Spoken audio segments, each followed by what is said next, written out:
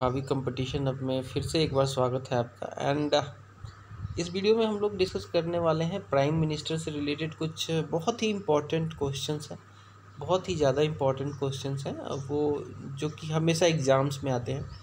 और ये ऐसे क्वेश्चन है कि मतलब इन्हीं में से एक सवाल अगर प्राइम मिनिस्टर से आएगा तो इन्हीं में से आए, ये मेरी गारंटी है। और इससे हट के कुछ भी नहीं आता है ना। तो ये क्वेश्चंस देखना आपको ज़रूरी है। अगर आपको 20 क्वेश्चन में 1 नंबर मिल जाता है देखने से, तो इससे अच्छा क्या ही होगा। तो चलिए दोस्तों, ऐसे ही कंटेंट अगर आप चाहते हैं देखना और कंटिन्यूअसली देखना चाहते हैं तो चैनल को ज़रूर सब्सक्राइब कर लीजिए, बेल आइकन को ज़रूर प्रेस कर लीजिए ताकि लेटेस्ट नोटिफिकेशन मेरे वीडियोस का आपको मिलता रहेगा। And be part of this family. I am very genuine teacher, ठीक है। और यू विल नो, आगे जैसे जैसे मैं करता जाऊंगा वीडियोस आपको मिलती जाएंगी, you will understand. And I want to create a family, हमारी एक फैमिली हो इस चैनल के थ्रू, ठीक है। बाद में मैं बहुत सारे इनिशिएटिव सोच रखे हैं दिमाग में, बट एक बार इस्टेब्लिश तो चलो कोई नहीं, स्टार्ट करते हैं। प्राइम मिनिस्टर से रिलेटेड इंपॉर्टेंट क्वेश्चंस देखना है हमें। पहला क्वेश्चन है, who was the first women to become the prime minister of a country. तो ऑफ ए कंट्री पूछा है, ऑफ इंडिया नहीं पूछा है, तो इंदिरा गांधी मत लगा देना, है ना।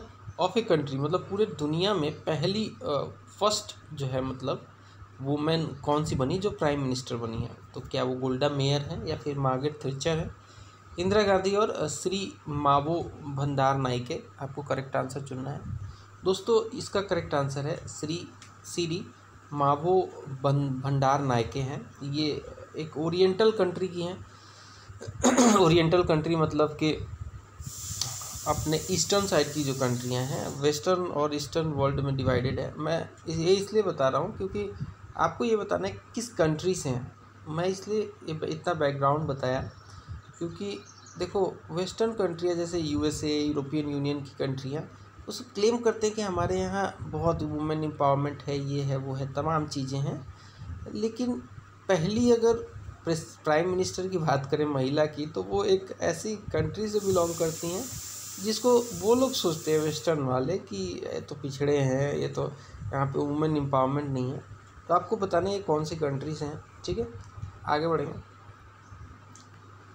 इन India the prime minister remains in the office so long as he enjoys the, इसका सही आंसर हो जाएगा कॉन्फिडेंस ऑफ लोकसभा। देखिए, काउंसिल ऑफ मिनिस्टर होता है ना, वो हेड करते हैं पीएम साहब, और ये काउंसिल ऑफ मिनिस्टर जो है ये सरकार चलाता है, ठीक है। और ये council of minister as a whole responsible होता है लोकसभा के। लोकसभा अगर चाहे तो नो कॉन्फिडेंस बिल लाके, मोशन लाके, अगर वो प्रूव कर देती है, पास हो जाता है वो मोशन, तो सरकार गिरा सकती है। काउंसिल ऑफ मिनिस्टर को रिजाइन करना पड़ेगा, ठीक है। तो जब तक कॉन्फिडेंस है लोकसभा में तब तक वो पीएम रहेंगे। इनका कोई फिक्स टर्म नहीं है कि 5 साल के लिए रहेंगे, ये रहेंगे, वो रहेंगे। जब तक लोकसभा में इनका कॉन्फिडेंस है तब तक ये रह सकते हैं पीएम। नेक्स्ट है, विच party provided 2 prime ministers in 2 years. इसका सही आंसर है जनता दल। जनता दल ने जो है, जनता दल ने है 2 प्राइम मिनिस्टर दिए हैं 2 सालों में। नेक्स्ट है, what is the tenure of prime minister of India. Again मैं बताया था ना कि इनका टेन्योर कोई फिक्स नहीं होता है कि लोग आप बोल दो कि 5 साल 10 साल, ऐसा कुछ नहीं है। As long as he enjoy the support of majority in the Lok Sabha, he will be the PM. And if in case he do not enjoy the support of majority in Lok Sabha, he has to resign. And what is the process ये है कि legislature में, parliament में, लोकसभा में no confidence motion लाया जाएगा। अगर वो पास हो जाता है, इसका मतलब कि सरकार में कॉन्फिडेंस नहीं है लोकसभा का और सरकार गिर जाएगी, ठीक है। और पीएम भी पीएम नहीं रहेंगे। तो करेक्ट आंसर इसका सी हो जाएगा, ठीक है। नेक्स्ट देखते हैं, who among the following is the chairman of national integration council. तो अपने प्राइम मिनिस्टर जो है ना, बहुत सारे चीज़ों के चेयरमैन होते हैं, एक्स ऑफिशियो चेयरमैन। जैसे कि एक तो नेशनल इंटीग्रेशन काउंसिल ही हो गया, दूसरा नीति भी है, नीति आयोग के भी एक्स ऑफिशियो चेयरमैन यही होते हैं, एंड सो ऑन, ऐसी कई सारी चीज़ें हैं जिसके ये चेयरमैन होते हैं। तो इस केस में करेक्ट आंसर हो जाएगा हमारा प्राइम मिनिस्टर। नेक्स्ट है आपको कंसीडर करना है इन सारे स्टेटमेंट को, और इन दो स्टेटमेंट को देखने के बाद इनमें से करेक्ट कौन सा है आपको चुनना है। क्या दोनों करेक्ट है, एक करेक्ट है, या फिर कोई करेक्ट नहीं है, ये आपको देखना है। The resignation of prime minister means the resignation of the whole cabinet. This is absolutely correct, because अगर प्राइम मिनिस्टर रिजाइन करता है तो पूरी कैबिनेट रिजाइन करेगी, काउंसिल ऑफ मिनिस्टर रिजाइन करेगी। लेकिन अगर कोई मिनिस्टर रिजाइन करता है तो महज एक वैकेंसी क्रिएट होती है, प्राइम मिनिस्टर ही लीडर होता है। अगर वही रिजाइन कर दिया तो पूरी कैबिनेट को रिजाइन करना पड़ेगा। ये बिल्कुल सही है। नेक्स्ट है, it is on the advice of prime minister that the president summons and प्रोरोग्स parliament and dissolve Lok Sabha. ये भी सही है दोस्तों, इसका दोनों सही है। करेक्ट आंसर हो जाएगा C. Who of the following become the prime minister of India without becoming union cabinet minister. तो ऐसा होने वाला एक ही व्यक्ति है इन चारों में, वो है एच.डी. देवेगौड़ा। एच.डी. देवेगौड़ा इससे पहले जब मतलब प्राइम मिनिस्टर बने, इससे पहले ये सीएम थे, ठीक है, सीएम थे कर्नाटक के, और यूनियन कैबिनेट में इन्होंने कभी भी मिनिस्ट्री नहीं होल्ड की थी और अचानक प्राइम मिनिस्टर बन गए ऐसा भी होता है, ठीक है। और बाकी सब लोग, ये लोग कहीं ना कहीं ये लोग रहे हैं, मिनिस्ट्री होल्ड की कर रखी है। Who was the prime minister of India when the anti defection bill was pass. तो जब एंटी डिफेक्शन बिल, जो कि एंटी डिफेक्शन बिल क्या है, दल बदल कानून बोलते हैं। इसमें क्या होता था, पहले लोग पोर्टफोलियो के लालच में एक पार्टी को छोड़कर दूसरी पार्टी में चले जाते थे और सरकार इंस्टेबल हो जाती थी, बहुत ज़्यादा दल बदल बढ़ गया था। तो एंटी डिफेक्शन बिल लाया गया और बोला गया कि जो लोग सत्ता के लालच में, जो लोग पोर्टफोलियो के लालच में दल बदल करेंगे, उनको उनकी मेंबरशिप छीन ली जाएगी। तो ये बिल लाया गया था बेसिकली राजीव गांधी के प्राइम मिनिस्टरशिप में, राजीव गांधी के। करेक्ट आंसर हो जाएगा। Who among the following Indian prime minister resign before facing a vote of no confidence in Lok Sabha. तो ऐसा करने वाले व्यक्ति का नाम है चौधरी चरण सिंह। इनको थोड़ा हिंट मिल ही गया था कि नो कॉन्फिडेंस मोशन आएगा और मेरी सरकार गिर ही जाएगी, तो इन्होंने पहले ही रिजाइन कर दिया कि भाई लो जाओ, नो कॉन्फिडेंस मोशन क्या पास करोगे, मैं खुद ही रिजाइन कर रहा हूँ। तो करेक्ट आंसर है सी, चौधरी चरण सिंह। नेक्स्ट है, शक्ति स्थल इज रिलेटेड टू। शक्ति स्थल जो है ना, ये यहाँ पे समाधि है अपने श्रीमती इंदिरा गांधी की, शक्ति स्थल में इनकी समाधि है। कांग्रेस की बहुत बड़ी नेता हैं और बहुत सारे इल्ज़ाम भी हैं इनके ऊपर। चलो खैर आगे बात करेंगे। It was withdrawal of support by Congress which was responsible for resignation of all of these. देखिए, कांग्रेस ने जहाँ जहाँ सपोर्ट खींचा, जैसे चरण सिंह की, चौधरी चरण सिंह की सरकार थी तो कांग्रेस ने वहाँ पे अपना सपोर्ट खींचा, सरकार गिर गई। चंद्रशेखर की सरकार में भी यही हुआ, एच.डी. देवेगौड़ा के सरकार में भी यही हुआ। इन सब में कांग्रेस ने अपना हाथ खींच लिया और इनकी सरकारें गिर गई। नेक्स्ट है, which one of the following prime minister never faced the parliament during the tenure. Never faced the parliament during the tenure. Correct answer क्या हो जाएगा, 12 का करेक्ट आंसर है सी, चौधरी चरण Singh. The office of deputy prime minister क्या है ये, एक was created under original constitution, it is an extra constitutional growth, was created by 44th amendment, was created by 85th amendment. आपको करेक्ट आंसर चुनना है। देखिए, डिप्टी प्राइम मिनिस्टर का ना कहीं भी जो है कॉन्स्टिट्यूशन में मेंशन नहीं है, तो ये एक एक्स्ट्रा कॉन्स्टिट्यूशनल ग्रोथ है, ये लोगों ने बस बना दिया।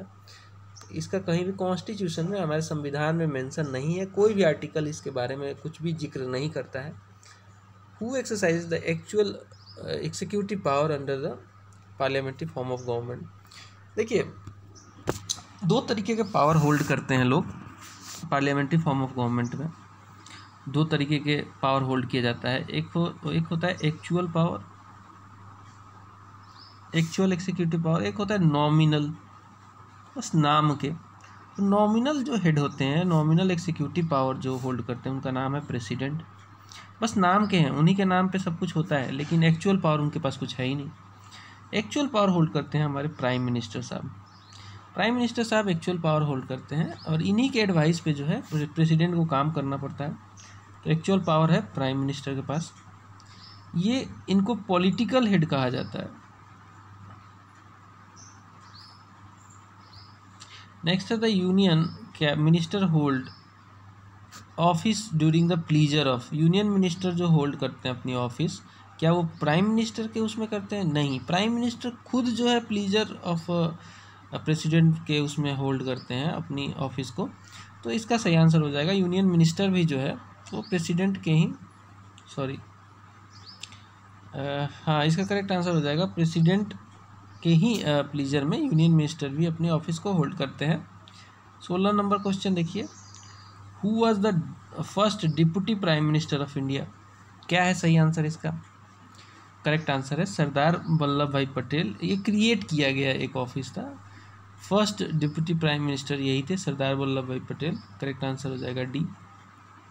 इनको कायदे से पीएम बनाना चाहिए था, लेकिन काफ़ी राजनीति हो गई। नेहरू खुद चाहते थे पीएम बनना, यंग भी थे सरदार वल्लभ भाई पटेल, थोड़े से उस समय बूढ़े हो चुके थे, और एक्चुअल दावेदार तो इन्हीं को बनाना चाहिए था मेरे हिसाब से भी, एक टर्म तो देना ही था, लेकिन नेहरू काफ़ी सत्ता के प्रेमी थे।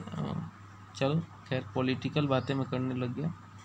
कंसीडर द फॉलोइंग स्टेटमेंट, आपको ये 3 स्टेटमेंट देखना है और करेक्ट आंसर चुनना है। Jawaharlal Nehru was in his fourth term as Prime Minister of India at the time of his death। क्या ये सही है? जी हाँ दोस्तों, ये सही है। अपने चौथे टेन्योर में थे तब उनका देहांत हुआ था। Jawaharlal Nehru represented Raebareli constituency as member of parliament. क्या ये सही है?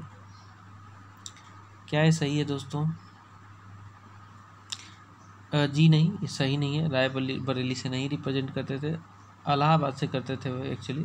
The first non Congress prime minister of India assume the office in the year 1977। This is correct. Janata party, Morarji Desai की सरकार पहली नॉन कांग्रेस प्राइम मिनिस्टर बनी थी, उस समय बना था सरकार, और मोरारजी देसाई उसको लीड कर रहे थे। तो करेक्ट आंसर 1 और 3 ओनली, डी आंसर हो जाएगा इसका। अगला और आखिरी सवाल है इस वीडियो का। The prime minister of India at the time of his her appointment, option देखिए, need not necessarily be a member of one of the houses of parliament but must become a member of one of the houses within 6 month. This is correct. So बाकी देखना ही क्यों है जब आपको पहला ही सही मिल गया। देखिए, कोई भी कंपल्सन नहीं है। 2 तरीके के हाउसेज है हमारे पास, लोकसभा है, राज्यसभा है। तो अगर आपको पीएम बनना है ना, तो आप इनमें से दोनों में से भी किसी के मेंबर नहीं है, तब भी कोई इशू नहीं है, आप पीएम बन जाइए। लेकिन कंडीशन ये है कि विद इन 6 मंथ, आपने जब ऑफिस होल्ड किया, पीएम बने, उसके 6 मंथ में आपको मेंबरशिप इन दोनों हाउसेस में से किसी की एक की ले लेनी है, तभी आप कंटिन्यू कर पाएंगे, वरना कंटिन्यू नहीं कर पाएंगे। तो करेक्ट आंसर इसका ए हो जाएगा। दोस्तों, इस वीडियो में इतना ही। मैं ये उम्मीद कर रहा हूँ कि आपको ये सब क्लासेस इन्फॉर्मेटिव और हेल्प कर रही हैं। बिकॉज अगर आप ऐसे क्वेश्चन सॉल्व कर लोगे ना, एक बार एक पूरी सीरीज़ देख लोगे। देखो, मैं ये नहीं कह रहा हूँ कि खाली ये सीरीज़ ही देखो, पढ़ाई बंद कर दो अपनी।